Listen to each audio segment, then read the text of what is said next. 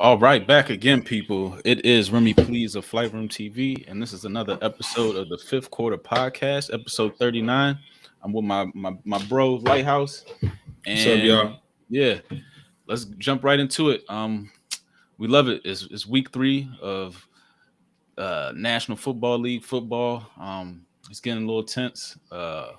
Let's just jump in with the reactions. Reactions of week 3. Like what did you take away? What did you take away from week 3? The ups, the downs, the foolishness, all that. Biggest things, Washington football team defense, man. Nowhere to be seen. Still hasn't shown up with like a highly hyped up defense throughout the whole offseason. A lot of experts were saying they thought we win the division. They thought we had one of the best defenses in the league, and they haven't done anything. So it's, we'll see what happens in week 4. Another thing in week 3 that stood out, the Rams beat the Bucks. Mm-hmm. Matt Stafford with his new team. He went against Tom Brady, the Super Bowl champs, which is definitely a big test. And for him to be a quarterback that's new to that team and go out there and beat Tom Brady, you know what I'm saying? I think that says a lot. And they only gonna get better as the season goes, as long as there's no injuries.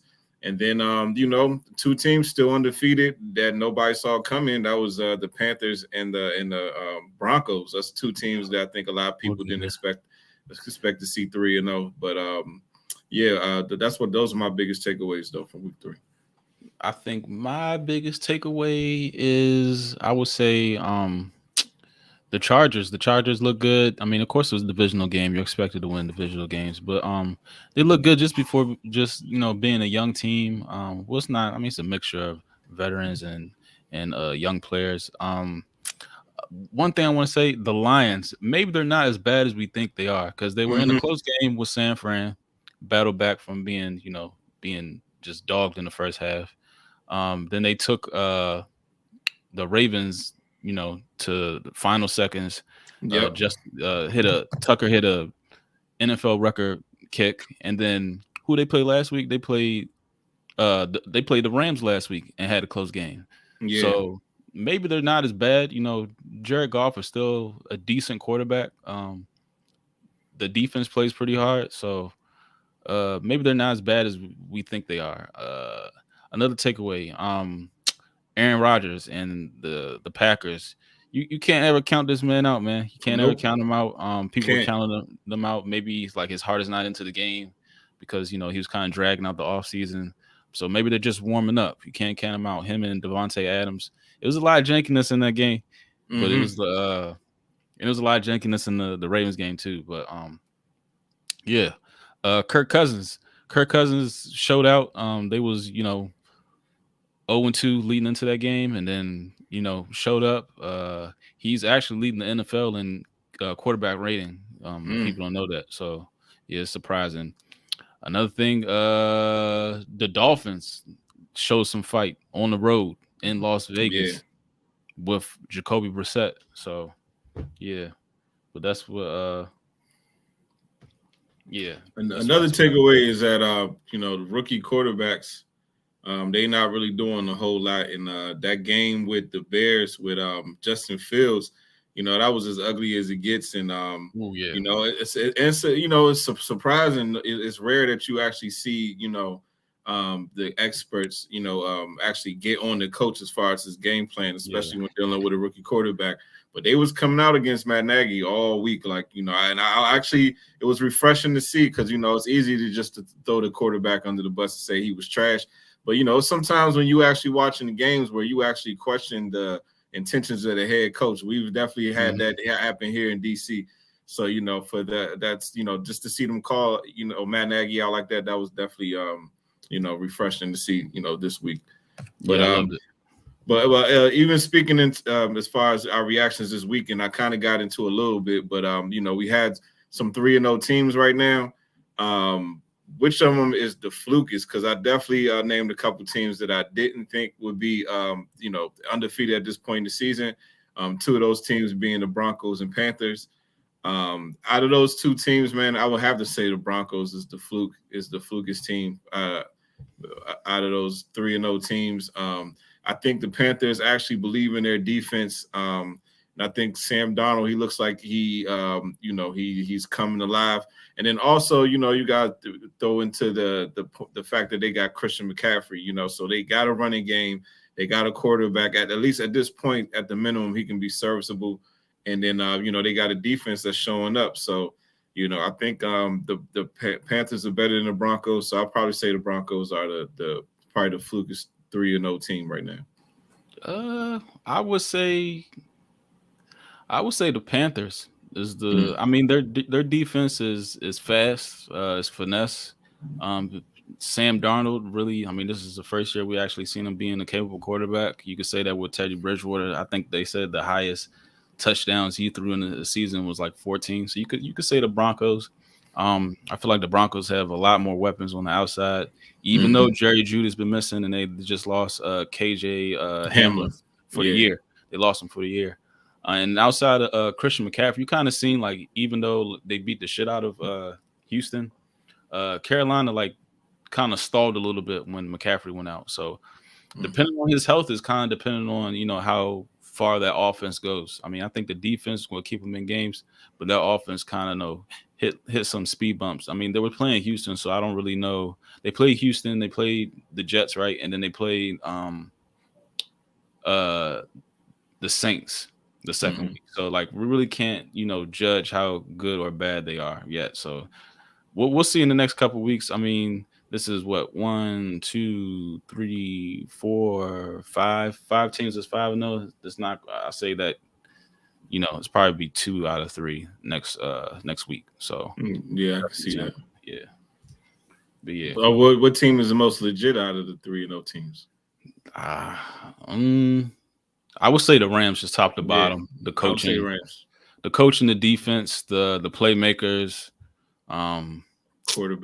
the quarterback, just and also like the football, mentality. You also have to have that too, like that winning football atmosphere. You know what I'm saying? So that carries over a lot. And just like I said before in previous weeks, I don't think Cliff Kingsbury he's not seasoned enough to make those steps as far as like rallying the guys and coming with game plans and making huge decisions in game. So and I say as far as the Raiders, I'm just not 100% sold on them yet. I know a lot of teams, they probably the sexy team right now. But I don't know, man. They don't just jump out the screen at me as like championship and then team. Peyton Barber ran for like 100 yards with them too. I saw that. I saw that. And we cut his ass. That's crazy. I know, but yeah, man. I don't know. I'm just not sold on them yet. I gotta see a few more weeks. It's still early in the season. We got one extra game this year, so a lot of things can change. But I'm not 100% sold on them yet. So we'll see. And Derek Carr was on the chopping block in the offseason, so. I don't know. I know teams are kind of kicking themselves for not, pulling the trigger on that, including us. But shit. But yeah. Kicking the tires. People want to say Big Ben. Like if you like even like type Big Ben's name in Google right now, the first few articles are going to be should they put him on a trade block now? Is this time up? Should they call him for the reserves? You think Big Ben's time's up in Pittsburgh? I definitely think this is his last season. And just, from the way he's been playing this year, I don't even know if he even really trying to win. Like, it almost looks like he's it looked like he's sabotaging. Like, from my point of view, it really, like, I'm questioning. Like I remember after week 1, I was like, he playing like he just no matter what he do, he's going to keep his job. So I don't know. I don't know what his intentions are, but that he definitely doesn't look like the type of guy that's going to give your team confidence and, try to lead y'all to the playoffs at the minimum. You can never count the Steelers out, but just the way Big Ben been playing this year, I question this bullshit. Yeah, it's like, man, what you point shaving or something? Like he got some going on, but I don't see a guy that's looking like he's trying to win football games, to be completely honest with you. So I would say he's done. Yeah, I would definitely say after this season, it's a wrap. I don't even know if he makes it through halfway the season as bad as he's looking. I think health-wise, he might not make it, but I don't think they will really pull the plug just knowing who they have in-house there. Like, we seen, Mason Rudolph. I mean, if they go to that, they're really going to be a smash mouth football team, and they really haven't. I mean, we was high on Najee Harris going into the season, but they really haven't, put all that together yet. They're not, Yeah. I think the rushing per game is pretty low. We're still trying to figure it out. Yeah, so I don't think just with their weapons, I don't think they're built to go to that type of game plan right now. So yeah, I mean, Big Ben has said this himself. Like it's always been like, oh, am I coming back? I don't know. I haven't decided that yet.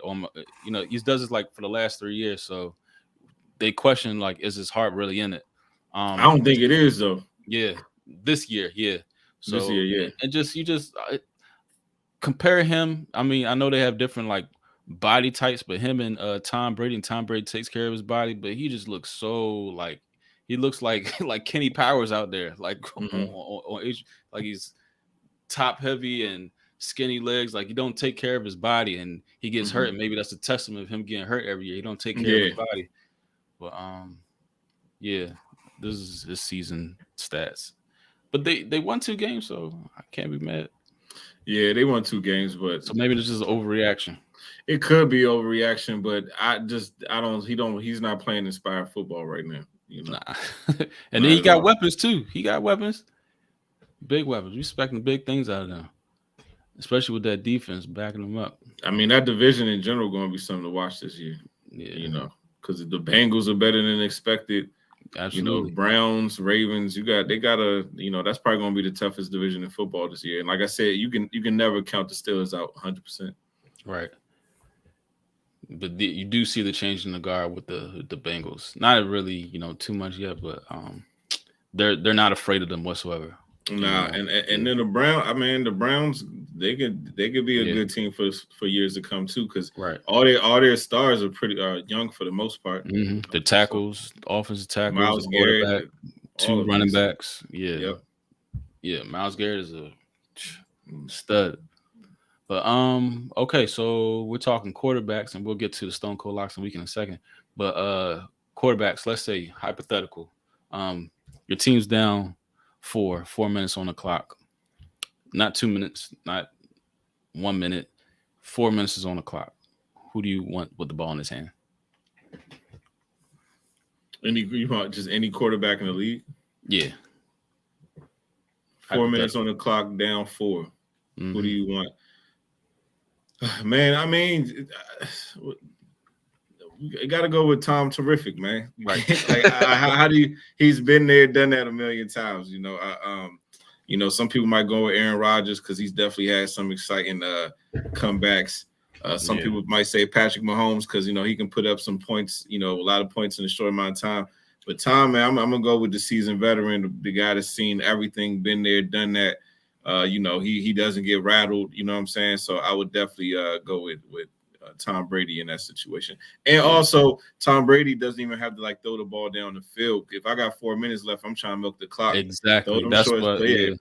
Throw them short passes. You know what I'm saying? Because Mahomes going to definitely score a touchdown and going to put the ball back in the other team's hands. Right. And I think Aaron Rodgers will probably do the same thing. So, right. Yeah, I'm going to go with Tom Brady. Yep. Which are, terrific skills to have. I would kill to have that shit here. As far as Mahomes, Aaron Rodgers, anybody, fucking Dak, I wouldn't care. But Tom is going to play better situational football in that moment. So 4 minutes, I need to, even if you checking down out of a play and running the ball, so we leaking the clock and shit like that, he's going to make those executive decisions. Tom Brady. Now, if it was the other way around and the other team had the ball with 4 minutes left, and what quarterback would you want to hurry up and get you a touchdown? Let's say you get it back with a minute left. Now, who's your quarterback? Aaron Rodgers. Aaron Rodgers? Yeah. Yeah, I was going to say Mahomes, but yeah. Either or. I mean, they're pretty much the same thing. They're interchangeable with that, Right. And they both can move. They got enough legs to make a play with their legs, too, when you need to. So, yeah. There you go. So the perfect quarterback is somewhere in between. Some teams are just so privileged. I know, man. To have those things. Some of these teams be killing me though when they or fans when they be the teams that go to the playoffs every year and then they be like so pissed off because they haven't won the championship. I'm like, nigga, at least y'all be in the playoffs every year. Right. All right, so all right, we on it. I mean, it's just us, Washington football team fans. So speaking about the unprivileged, us, the Washington football team, let's preview this game. Um, we go to Atlanta. Um, they're not doing good. We're not doing good. Last week they talk about Ron Rivera specifically talked about this being a measuring stick type of game. And the measuring came up, probably this big. But yeah, like how do we win this game? If we do win this game, is this a must win? I feel like every week is a must win, but is this a must win to get us back to 500, leading up to kind of like a murderous row of opponents? Uh, yeah, like Yeah, man, we gotta win this game because if we don't win this game, that's the season. Even though it's early, if you look at our schedule after this Falcons game, it just gets harder and tougher going on. Like I don't think one team we playing for the rest of the season is like maybe except for maybe the Giants might. I think the Giants might be the only team that doesn't even have a winning record that we play the rest of the year. Or if they don't have a winning record, they were at least a playoff team last year. Like we ain't playing no scrubs after this Falcons game, so we got to win. Key thing, man, like I said last week, that defensive line got to get some pressure. We know Matt Ryan is a statue, so if we can get some pressure on him, and, we definitely have an opportunity to rack up a lot of sacks this game and, give some of these guys a chance on these DBs and make some plays as well.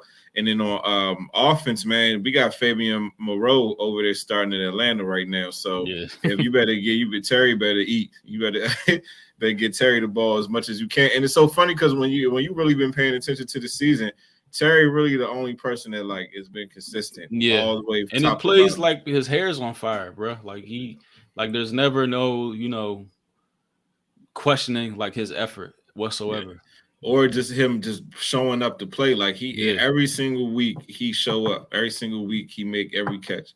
Like if it's almost damn like just throw the ball up and Terry gonna come down with it. It's like yeah, it's that level of reliability he brings. So and then I also think, man, they gotta be more creative with Antonio Gibson. Like I feel like right. he should be getting more carries. He's the But weapon, I don't think he be touching the ball enough. You know what I'm saying? I think he should definitely be get. and So like part of me be feeling like Ron don't trust him 100% to give him a lot of touches because he does seem to be a little turnover prone. Like his yeah, ball control don't seem to be all the way up to par yet. But I don't know. I feel like Ron don't trust him 100% yet. But I would, yeah, but I would. I mean, if you look at like how just the ball moves up the field with Christian McCaffrey, like we have to use him in the same way. It just yeah, puts the defense on notice. Like if you just locking it in on does. on Terry, then like you know what I'm saying. We're And not really Antonio, worried about Cam Sims. We're not worried about De'Ami Brown. Like they're not about to bust the offense but open. So Antonio Gibson, he has he's the that game weapon. breaker. Yeah, he's Yeah, one of those guys that every time he touched the ball, he could break one. And you need those type of guys on your team. So they got to find a way to be more creative to get him the ball. And I'm still waiting for them to line him up at receiver because I don't know why they not right.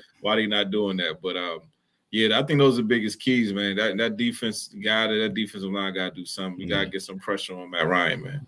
And the Scott Turner. Scott Turner, Yeah, you don't have like no rhythm to your offense. It at was some all. times where you call in like long play action passes on first down and we're backed up in our, you backed up on our side of the field. Like it's time to take shots, and that's like when you pass the 50. You're not You doing know, it. And you're not even established a run that much yet to even do stuff like that. So like there's no rhythm to really his play calling. but you don't think Scott Turner, like, kind of the position he's in is because of his name, because of his father? Because Yeah. I ain't nothing in his play calling that had me like, all right, this guy, he got something. Like when we had Kyle Shanahan, you just like, okay, this kid, like, he can Yeah. coach. People are You know what I'm open saying? all the You time. All the all the time. time. Like, so when we saw Kyle Anthony Shanahan, Armstrong, yeah, that the uh one dude that used to annoy me, I Aldrick forgot his name. Robinson, Aldrick Robinson, yeah. So I'm Leonard saying Hankerson. Like Leonard Hankerson, dude. we had Joey Galloway getting open. Fred Davis. I mean, Fred Davis was all right, but yeah, people were always open. So you Under, knew that Kyle Shanahan was going to be a head coach one day, like just off of how successful his offense was.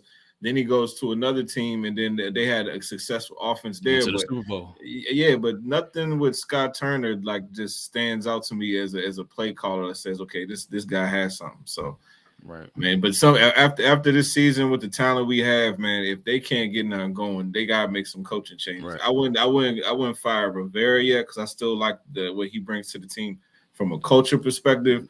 But Yeah. man, Jack Del Rio or Scott Turner, some ain't adding up because we got too much talent to Right. be showing up like this, like And on offense and defense. that's like kind of like my thing. Like when you look around the league and you see a lot of these young coaches, uh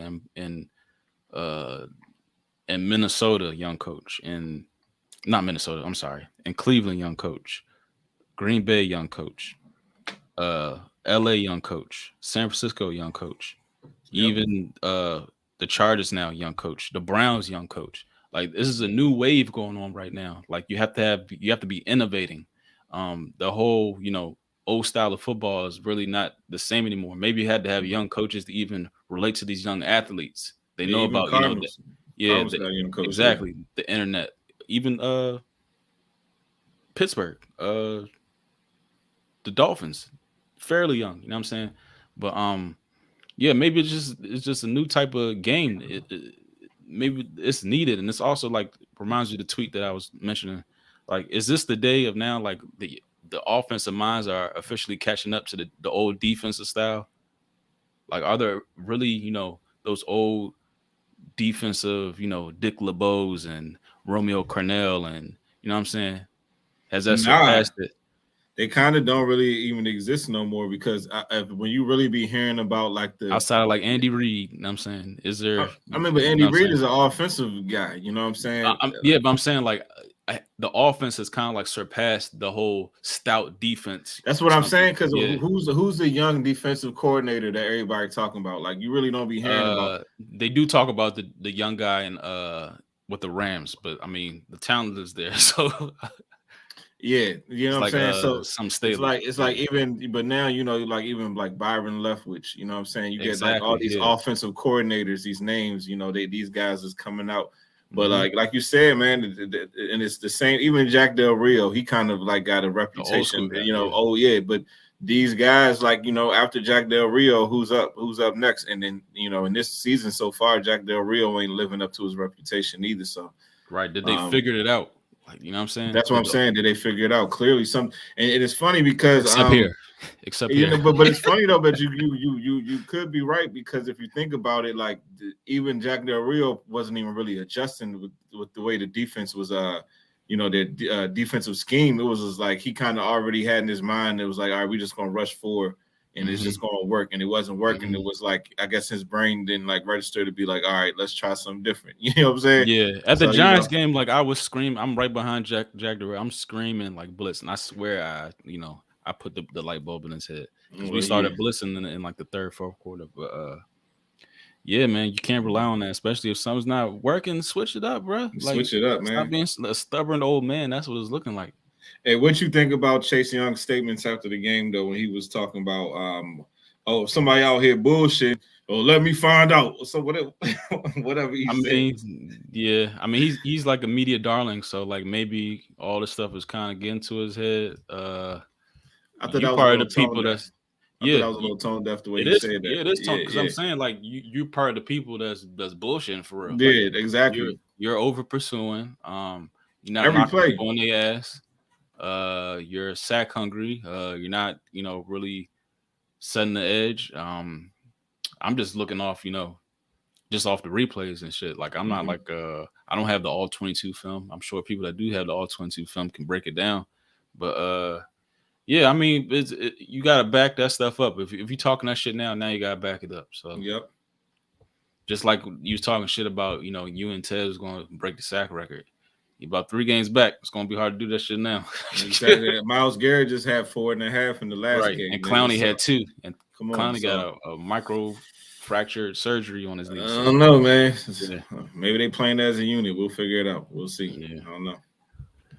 But yeah, I hope they figure it out for the sake of them. And this is also your 31st and third down percentage. That's the money down. Opponent total QBR 31st and Man, pressure rate 25th. it's so bad that when you watching the Or game, it's four like first rounders. it's so bad. Like if on first and second down, you like, all right, it's third down. They about to convert that shit. It's like if the team we playing don't have to do nothing on first and second because they're gonna get a first and Right. a third. Like that. That's how it looks visually when you're watching the game. It's like, oh shit, it's third down. It's about to be automatic. They about to get a first. Shit is terrible. All right, so yeah, let's jump into the money segment, and that is Stone Cold Locks of the Week. We had a good week last week. I don't know the record, but we had a good ass week. Just take my word for it. I went 2 for 2. I went 3 for 5 my whole day Sunday. Just play them even units, man. Oh shit, who you got? Give me the Bills over Houston. Give me Buffalo over Houston. And that is I think Buffalo is off that minus 16 and a half. Okay. You don't think they're gonna put that I up? always say that shit and you always cover, so don't listen to me.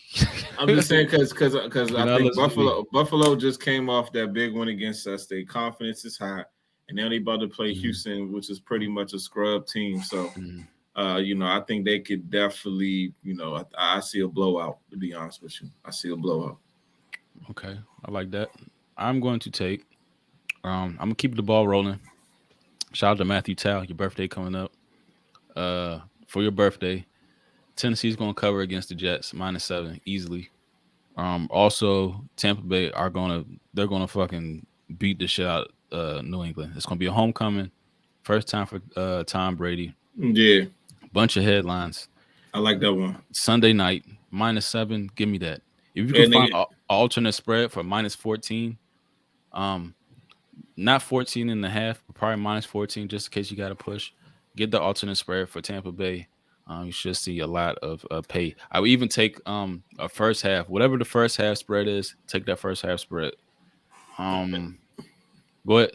No, I was saying, hey, in New England, they got a rookie quarterback. Trust me, Tampa. Trust me, they about to beat They're their going to ass. ball It's for not Tom even going to Brady. be. Yeah, That's they're not. gonna That's ball. my whole point. Yeah. And they got a rookie quarterback, New England. It's a wrap, bro. They're going to Yeah. annihilate them niggas. Like I'd be shocked if New England won that shit. That'd be crazy. And I think I'm gonna leave it there because everything else is kind of dicey. I'm gonna leave it there. I'm gonna give you Ooh, definitely. and that's a national TV game too. Yes, Sunday night. Yeah, Sunday night. Oh yeah, -7. Give me that. If you can find an alternative line for -14, take that. Definitely take the first half. Whatever the spread is, take the first half points. And also, what did I say? Oh, the fuck did I say? Oh, the Tennessee Titans -7. Lock it in. Stone Cold locks of the week. Yeah. I don't know how we bridge off that. Let's go into NBA season is right around the corner. A lot of training camp going on. It's about to be moving into October. It's going to be a lot of preseason games. A lot of dudes in the news talking about their health status leading up to the season. We'll talk about it in the Flight Room podcast. But just going to the season, it's kind of like a changing of the guard as far as the playoff situation went. But who would you say is the top 5 players in the NBA? Top 5 players, no position right now. Top 5. Got to go with KD, obviously. LeBron, Giannis.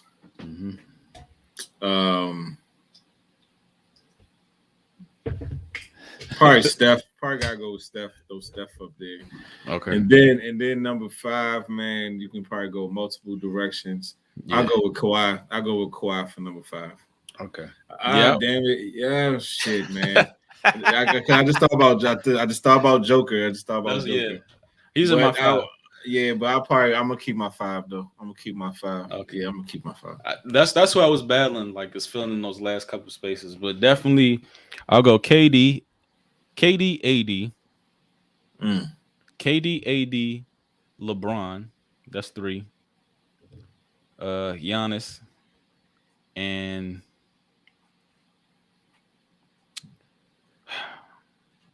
I was battling Joker, but I'm gonna put Luca in there just Luka. because.